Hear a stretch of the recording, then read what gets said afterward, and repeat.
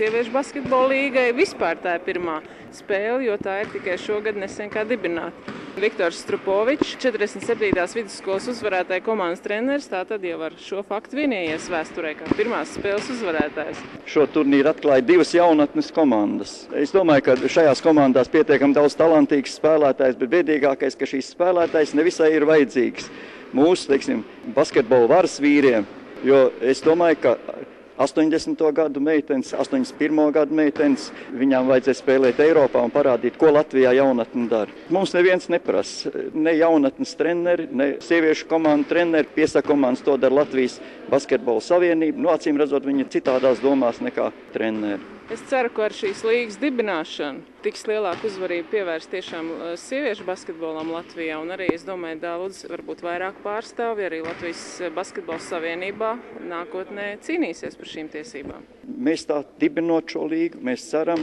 ka tiks piesaistīta sabiedrības uzmanība, un varbūt, ka treneriem un basketbola aktīvam, kurš ir saistīts ar sieviešu basketbolā, ļoti tradīcijām bagāto sieviešu basketbolu, iegūs lielākas tiesības varbūt, vai lielākas iespējas. Paldies jums!